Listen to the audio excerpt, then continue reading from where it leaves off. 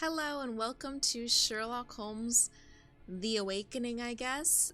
This is the first title screen I think I've seen in a video game where it does not have the title, but I have everything set up and we're just gonna jump in here and get started. Don't know anything about this game, but it is the remastered version. Don't know. It's a definite old game, but it was remastered. I know that. I don't know what year this remastered version is. Oh, it looks so good. Go away, you swine! Leave, or I'll make you bleed! These all came from the swamps. Could be toting contraband. Holmes! Help me! Do not fight the calling! Blood! I beg of you, Holmes! Fatigue! Relieve your blood! Oh, no, it can't be. It can't end like this. Again, this nightmare haunts me. It won't let me forget. How did this all begin?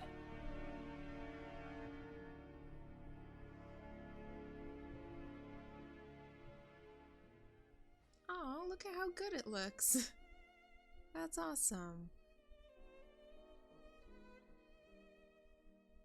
And it's running really nice too. I always get worried because we are playing such old games that I get worried that I'm gonna come to a point where it just will not run anymore. This looks fantastic though. I'm sorry, it's Sherlock Holmes The Awakened, not The Awakening. Did I say Awakening or Awakened? My bad. 2 years ago, September 6th, 1894.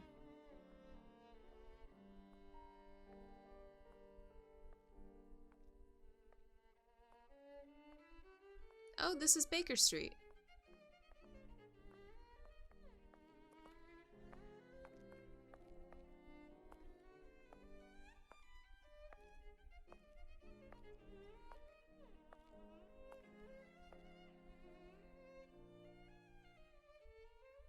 This all looks way better than I was kind of expecting. I'm a little shocked.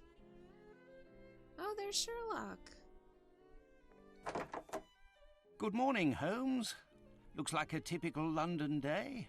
Fog in the morning, fog in the afternoon. Ha! And here's a surprise. Fog in the evening. Good morning, Watson. Can you imagine? I have been at it since 5 a.m. and I scarcely think my list of patients for the day has even been touched. What is more insufferable, I haven't even had a moment with the morning paper. They say the minister will assuredly... Home, whatever is the matter? You haven't heard a word I have said. It is the tedium, my dear Watson.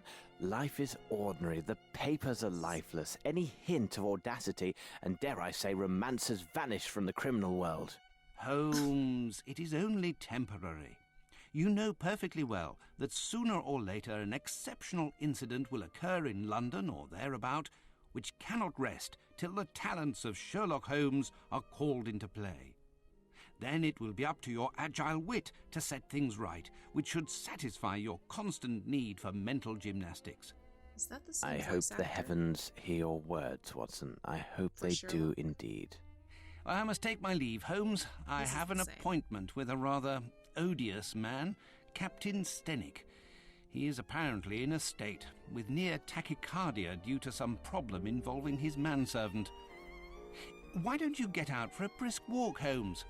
Perhaps buy a newspaper or visit that fellow, Barnes, over on Glentworth Street. You might remember him, the bookseller. He has some new volumes of the particular sort that should occupy your mind for a time.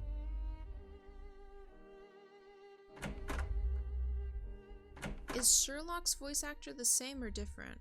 I know Watson's is the same as Jack the Ripper. But I don't know if Sherlock's is. His sounds a little bit different. Okay, can I change to first person? Yes, thank you. Okay, cool. I got my matches. Running is pretty easy.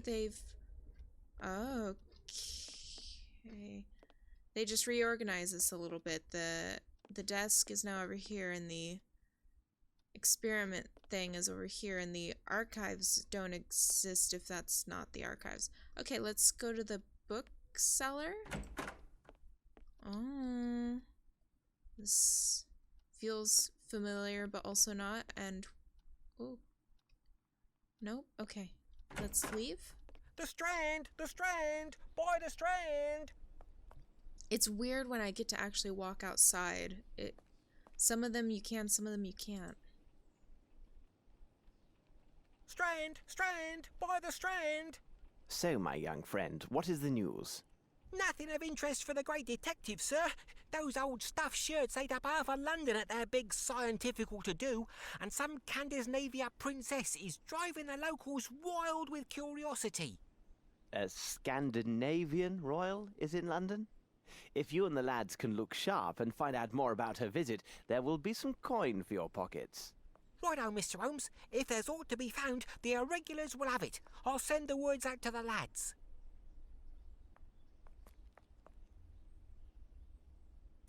It is necessary to keep my informants in fighting form. Is it the same voice actor? It might be. Celestial phenomenon. Yesterday, at the Academy of Sciences, a scrumptious dinner was held for distinguished members of the British scientific community. A central figure at the festivities was astronomer D. Sullivan. This brilliant scientist shocked the world, colleagues, and even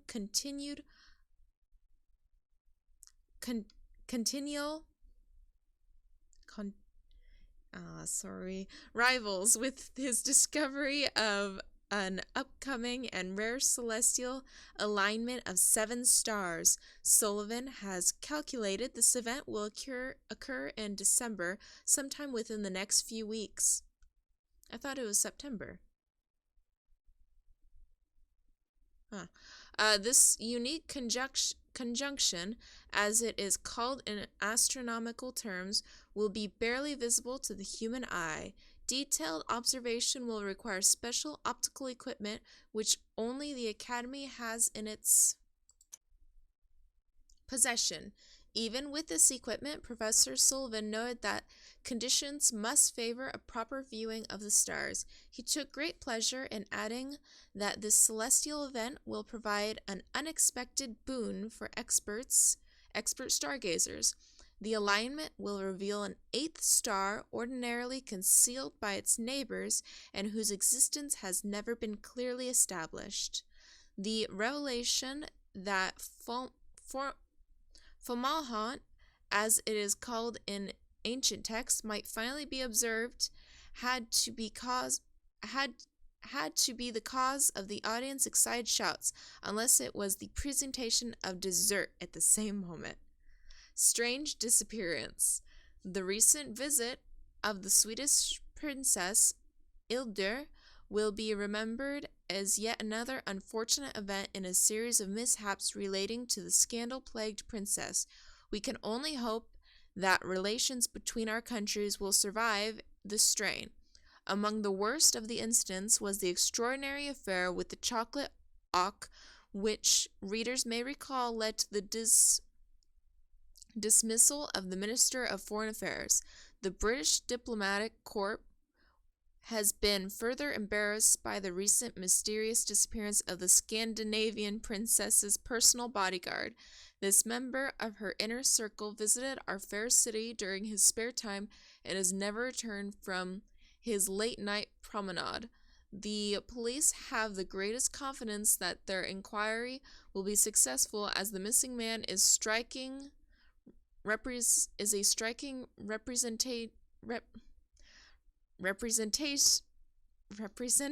of the Scandinavian race and should have been noted during his visits with the fair nightingales at the Gentlemen's Club about the town and Covent Gardens. Deceased. It is with great sadness that the Northern Lighthouse Board announces the loss of their faithful employee, Matthias Fernstone. due to an unfortunate accident. Mr. Fernston had been the security guard at the lighthouse for the last 23 years. And his demise came as a shock to all of those who knew him. According to tradition, the position will stay within his family, and his nephew Bart, who recently returned from India, will take over the responsibilities at the lighthouse. We bid farewell to Matthias, extend sympathies to his family, and wish all but the best to young Bart. Strange fish. The day before yesterday, bargemen notified the River Watch about a strange jellyfish floating in Thames. The watch searched the dark water and, to their shock, spotted what appeared to be a human scalp. Upon closer inspection, it proved to be a wig. Re-dyed in bright red. According to a label embroidered on the wig's scalp cap, it was the property of a well-known local theatrical company. Unfortunately, the company is said to have fallen into the sad state its reputation is rapidly dwindling, and its actors allegedly have taken to alcohol beverages. What kind of newspaper is this? Let's laugh a bit. A man enters a butcher shop. The proprietor, a man of declining years, is cutting away the joint of beef. The customer is stunned to realize the butcher is missing several fingers on his left hand. The butcher, seeing the shocked look of the customer, says in a shaking voice, see you looking? I tell ya, I always like to put a bit of myself in the work, but with age, I'm a lot less handy. Love it. Dr. A. Lautis Licorice Resin Strong Gum. Whoa. Does this sound familiar? No. Your wife has fled with the coachman from the neighborhood. Your 8th canary has just expired. And even your plants die when you draw near. Yes, these are all familiar signs of maladroit mouth vapors, commonly known as foul breath. But what to do to enjoy the healthy pleasures of bachelorhood while keeping enough money to play the ponies? Dr. A. Litosis, like halitosis, litosis, patent resin strong gum is your hope for a better life, based on secret formulation of licorice, molasses, and resin delicately extracted from Japanese firs. This natural gum settles on the teeth, keeping the mouth neatly closed, filtering the breath, and giving you a nice aroma. Stop those rude sniggers. You have a smart smile thanks to Resin Strong. 1 shilling for 3 boxes. Resin Strong, find your smile. Daring thefts. From a reporter on the continent. Oh. Last week, daring burglars struck several prominent hotels and private estates around Paris. The identity of the victims, as well as the nature of the stolen jewelry, is a closely guarded secret by the local authorities. However, it is common knowledge that the victims were among the elite registry, and the value of the stolen articles said to be staggering. When they said continent, I thought they were talking about Haas. Guess not. A servant to one of those hardest hit, whose famous name we shall not mention, lets slip a rather curious detail about these robberies. It seems the thief left a mysterious calling card inscribed only with the initials AL in place of the purloined gems. This is one cheeky brigand, to be sure.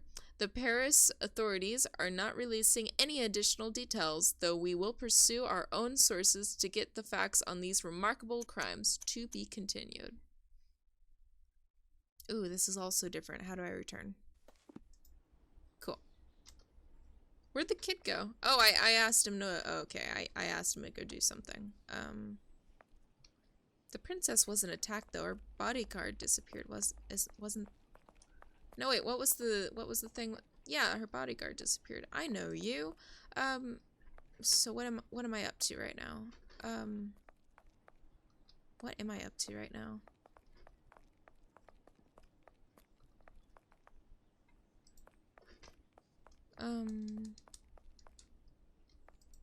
Pardon me, I'm looking for the Barnes bookshop. Would you happen to know it? I know the place, know it well, Mr. Holmes. The bookshop is on Glentworth Street. Take your first right and then the next left, and you'll find it straight away. Cool. So, right and then left. Oh, is that it right there? No, it's a flower shop. My respects, Miss Fleming. Good day, Mr. Holmes. She seems very cheery. So, was she the one whose husband passed away, or what? Is that why she looks so pale? Okay, bookstore. Good morning, Mr. Oh, Holmes. we've been here How before. are you? I have some new novels that should interest you. A nice illustrated volume on fish and a collection of legends on piracy. They must be here somewhere. Am I... What can I do for you, Mr. Holmes? Okay. A book about sea fauna. Lane Snapper. Silver... I was about to make a bad joke. Silver sea trout. Red drum. Spanish sardine. Perch. Red porgy. Okay. Cool. Ah, the pirate's book. I like pirates. How long is this? Ah, it's long. Let me get comfy here. Okay. Who pretended to be the lover of his brother-in-law. Now we close this chapter on the cruise of famous pirates with the most terrible of the lot, the dreaded sharks of Mac Grinty. Never before has one band of seafaring men seafaring men had as many abominable and bloody crimes to their foul credit as Mac and his sharks. To fully their list of atrocities would likely require a dozen dedicated volume. Mac himself is regarded as experts as psychopath and deviant in spite of his indisputable seafaring skills and qualities as a leader. His refusal to give any quarter to those who surrounded is well documented, in particular his preference for dispatching the unfortunate survivors by either slicing them up to ribbons or performing slow evisceration. There is also his well-known unnatural attraction to dead men of the cloth, which is supported by numerous witness statements. Clearly a man of profane appetites and disregard for all humanity. Gross.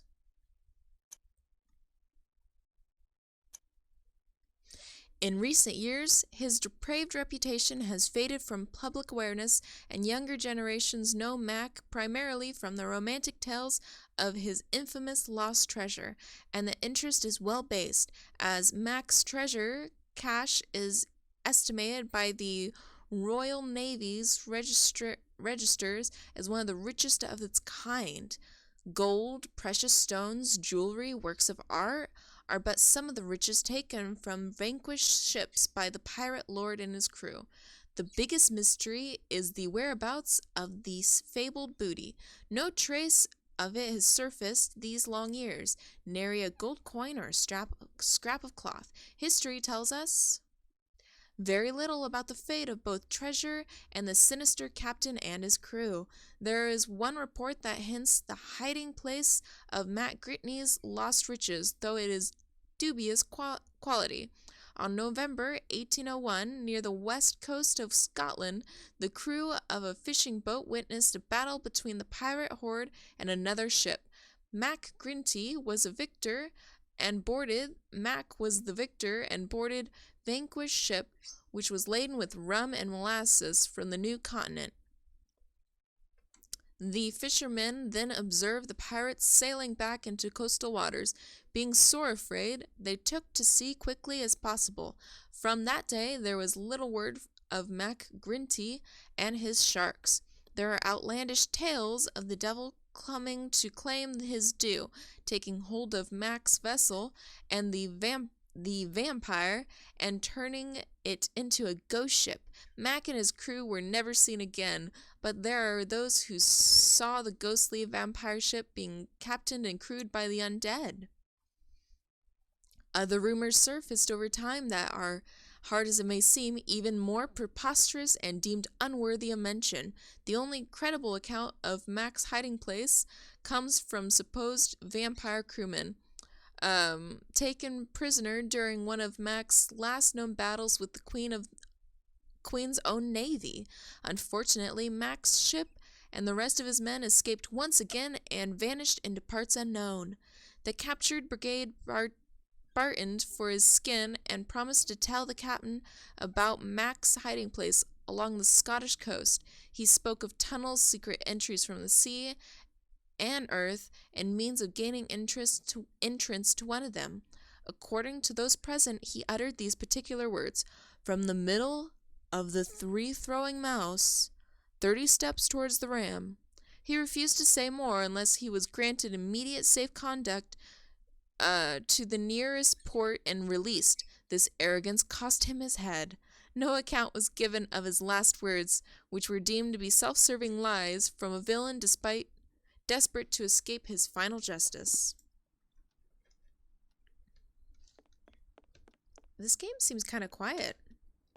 It could just be me, but I'm feeling a little bit lonely playing this game. I will take It's very them. quiet. Thank you, and goodbye, Mr. Holmes. Cool. So what am I doing? Going back to Baker Those Street? flowers need watering.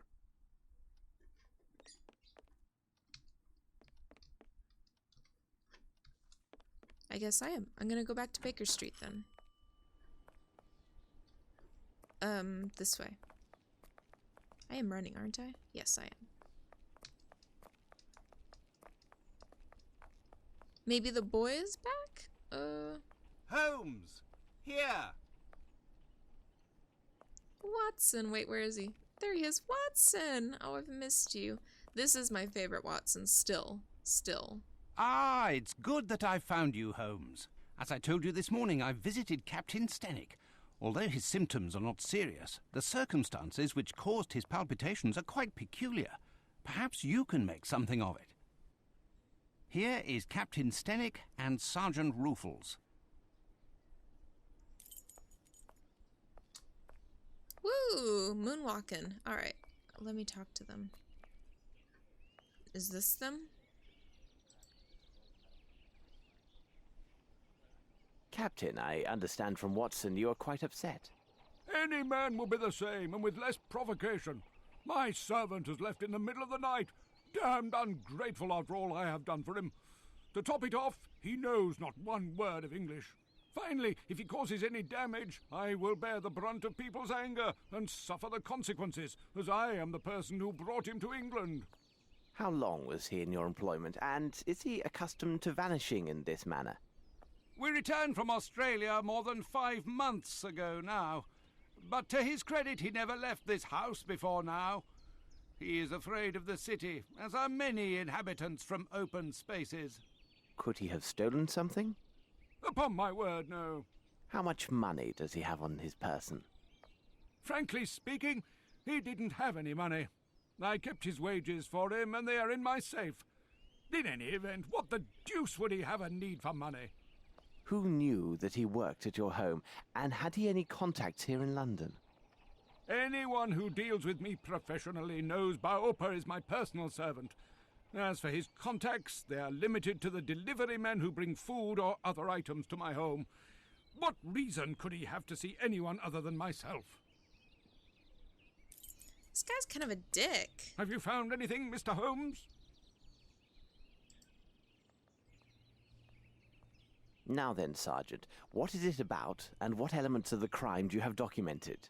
Referring to the official report, the following particulars were taken down. A young Maori responding to the name Baopa was reported missing by his employer, Mr. Stenick.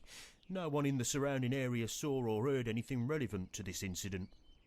In truth, we rarely concern ourselves with cases such as this, but the lad speaks not a single word of English, and according to his employer, has considerable strength. Considering the wild customs of his native land, who knows what damage he could cause?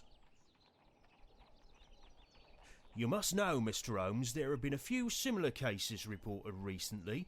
The facts are much the same. Immigrants from the poor districts have been reported missing by their families. We expect that some low-class brothel has opened its doors to the local exotics, and Mr. Holmes, you can imagine how word would spread. Mark my words, with his unique looks and speech, we'll find this boy in no time. I imagine he'll have nothing worse to show than empty pockets and a delighted air. That is a possibility, to be sure. However, I would be most grateful if you could ask your superiors to send me the reports about those similar cases. I rely on you, Ruffles. Watson, continue your search here. I must follow another lead. It might be. What other lead am I following?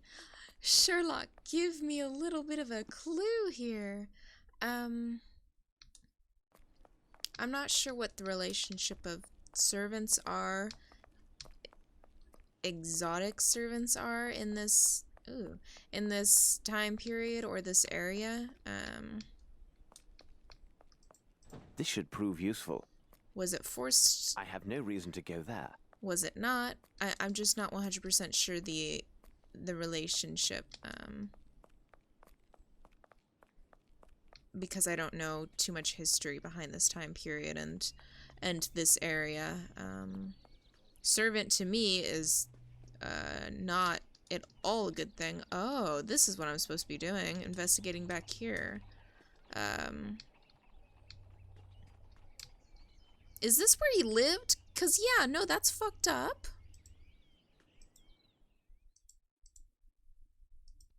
Oops. Oh, that's a back arrow. That's a fancy looking back arrow. What am I looking at here? This appears to contain some measure of opium. I shall analyze it at Baker Street. I think that's it. What a peculiar drawing. In the shack where young Maori Baupa was living, there is a drawing in the soil in Maori style. It depicts what appears to be the silhouette of a human running from a wave filled with vague forms that resemble flying fish. Cool. Did he get high? And he drew that? Oh yeah, yeah. Flaxen, yellow in colour.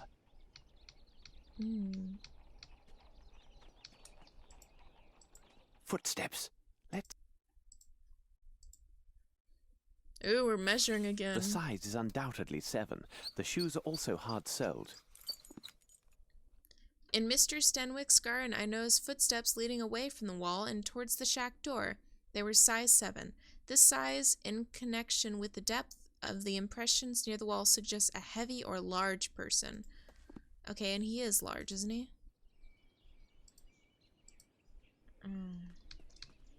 Okay.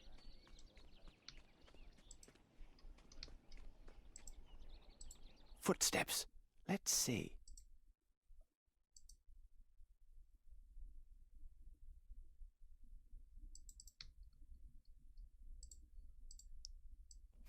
The size is undoubtedly 7. The shoes are also hard-soled. Footsteps. Okay, but what else am I looking at here?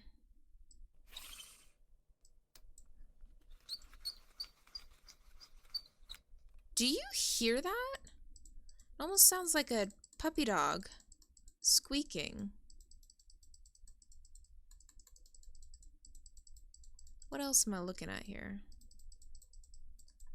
The right shoe is missing a nail. Whoa, okay.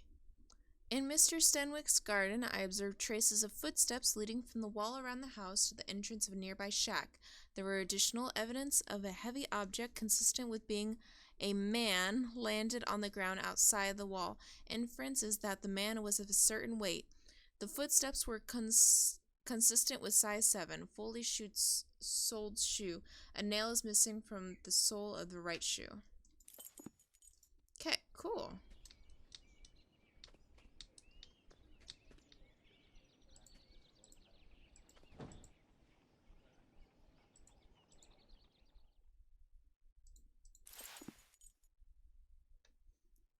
In Mr. Stanwick's garden, on the top of the wall, I found some plant fibers. Fibers? Why are they here?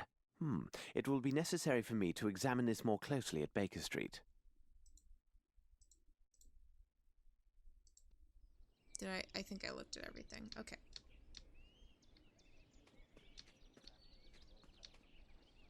Okay.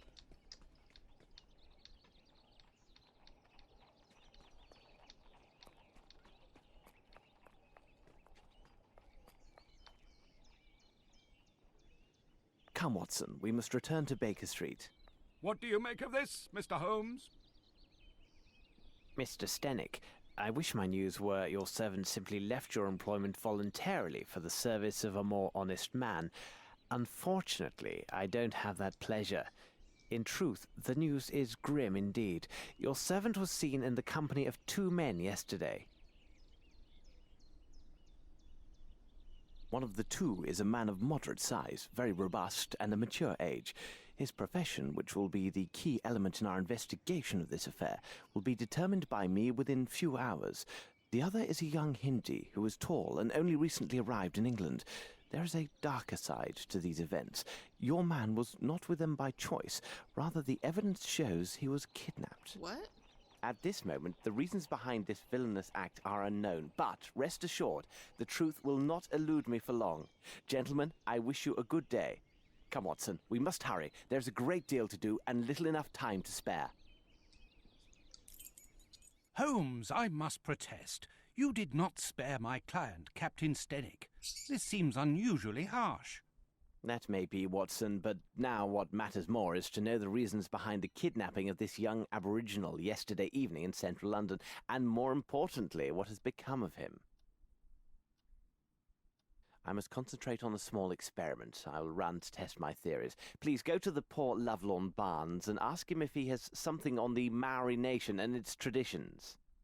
Also, if you should happen to see the newsboy outside, find out what he knows, and if it has value, give him a coin. And for God's sake, don't be a miser, Watson. A miser? You cost me one of my patients, and you question my level of generosity with your informers? Oh, really, Holmes, sometimes you go too far. I have a feeling I'm gonna like their relationship in this game too. Alright, let's look at all the stuff that we got. Ooh, okay. We actually have to put it in. Okay. Now it can't be used for anything. Why am I just picking stuff up?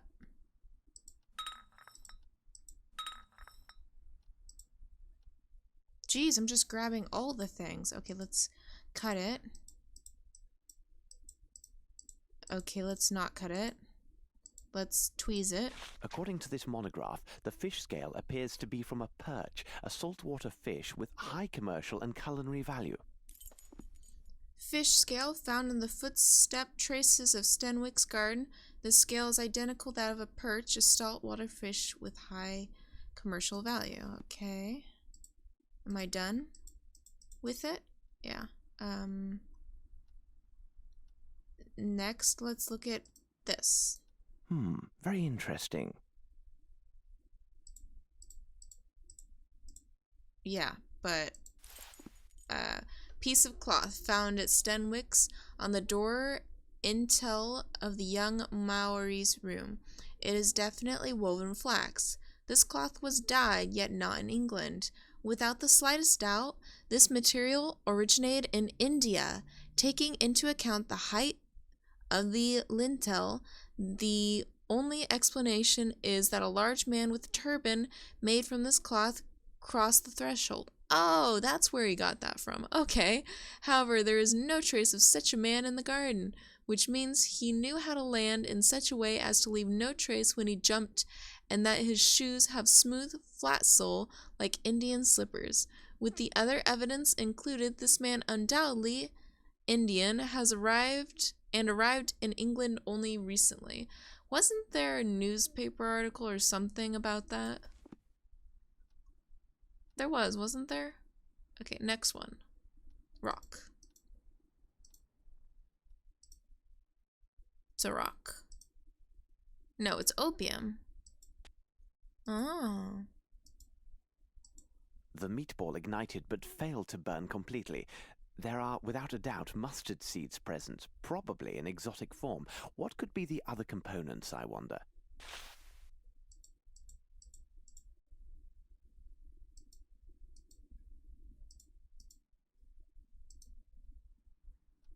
So, with the seeds... Nothing. Let's see if I can obtain a reaction with the help of my chemicals and apparatus. Okay, we got chemicals, so we got solvent. Now it can't be used for anything. Now it can't be used for anything. Oh, Now it can't no. be used for anything. Oh no. Water? Now it can't be used for anything. Now it can't be used for anything. Now it can't be used for anything.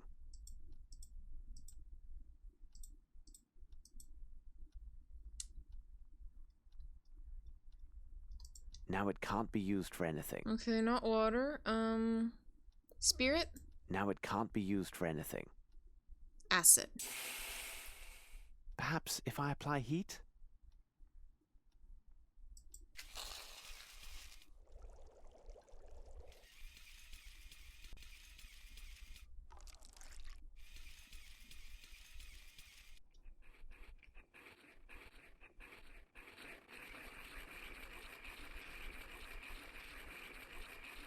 Is it spinning it?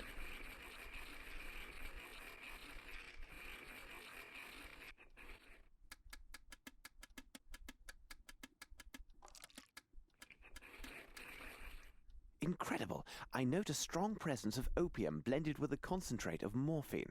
The remaining elements are a mystery to me.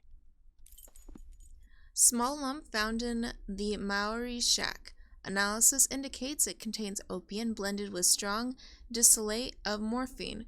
I was unable to identify the remaining components of this mixture. Cool. We have another thing to look at, though. This. Plant fiber, right? These rope fibers are clearly hemp.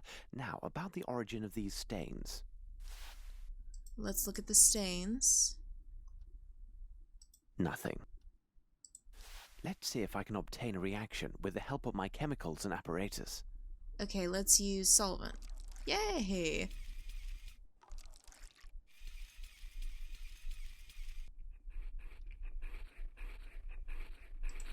This is evidently coal soot mixed with water, and given the absence of any salt particulates, it must be fresh water.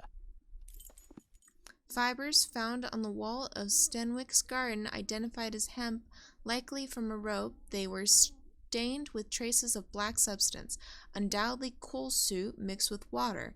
The water is fresh because there is no salt. I should look from the window and see where Watson is. Yo!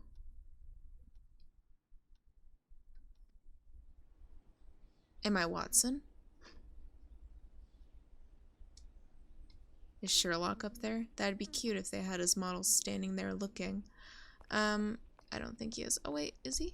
I cannot see. I cannot see. Oh well. Hey buddy. There's a good lad. How does it go? Hello, sir. My associate, Sherlock Holmes, said you might have information for him about, now, what was it? The princess, Gav. He was looking for the scuttlebutt on this here princess what be visiting. Exciting goings on. Her bodyguard went missing the first morning after she got here. Nice job to look after a princess's body, innit, sir? They say he went out on the town having a go with the ladies, if you get my meaning. Like as not, he was trapped by some gang of toughs. Otherwise, who'd get the best of him? A proper giant he was by all accounts. Do I get me coins then, sir? Oh, thank you, sir. Obliged, I'm sure. Cool. Okay, I'm gonna go talk to my friend again. My friend Sherlock. Hello. I feel very short. I feel very, very short. Hold on. Is it just me? Because Watson is like... I don't know what it is. See, I'm like only as tall as these chairs. I feel very, very short. Oh, there you are. Hello. Please, Watson, leave me to my thoughts. I must concentrate. I have information. But... I have information. Okay. If you don't want my information, then... The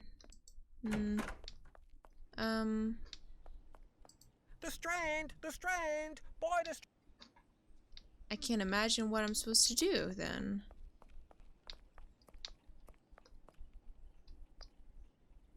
Fantastic. Okay.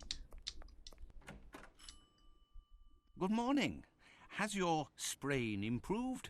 Good morning, Dr. Watson. It is slowly showing improvement. What can I do for you? Would you happen to have a book on the Maoris? Oh, yeah, that's If what I I was have one supposed to do. available, it would be on that bottom shelf. Although, I'm not sure if I still have that particular book. Still. Please don't trouble yourself. I will look for it.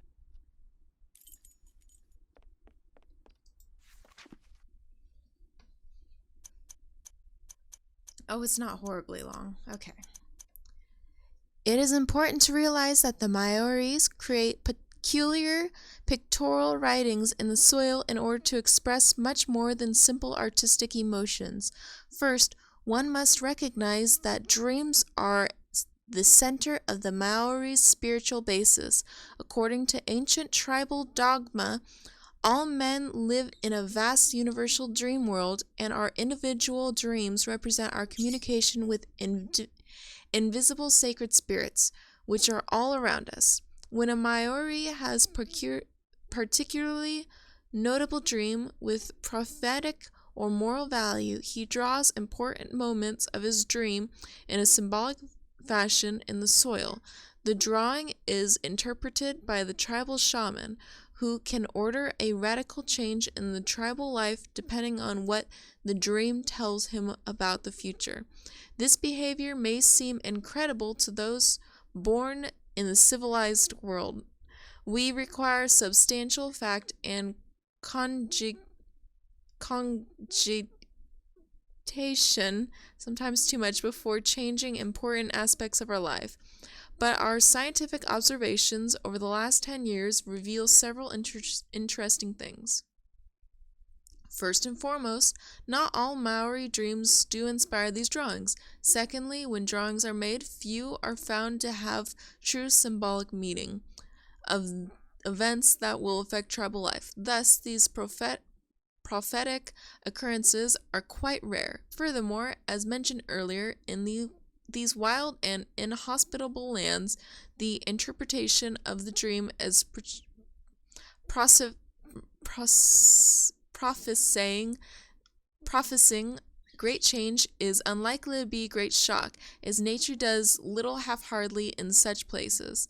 The shaman is going to understand that if a particular spirit condescended to send a message to his people via dream, it is a matter of their very survival. Thus, we arrive at the following conclusion.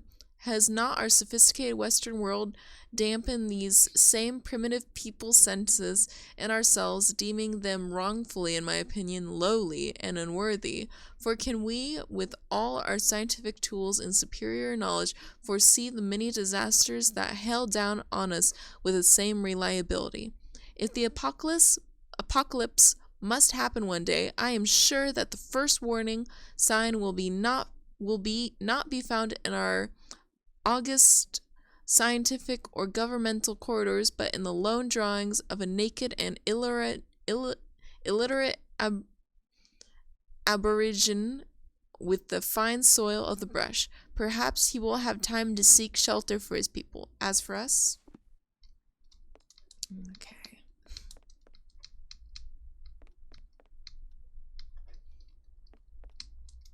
Good day. Goodbye, Doctor. Cool. Okay, I think we're gonna head back then.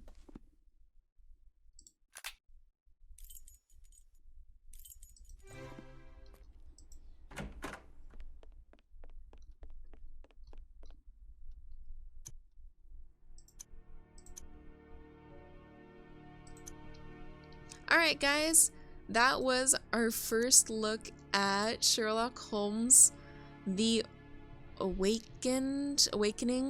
Oh, I don't know what the name of this game is because it's not on the title screen. But you guys, I cannot wait to play some more. Did you see that weird icon in the bottom left-hand side? Was that like a loading icon? Anyways, I cannot wait to play some more, you guys, and thank you so much for watching, and I will see you in the next video. Bye-bye.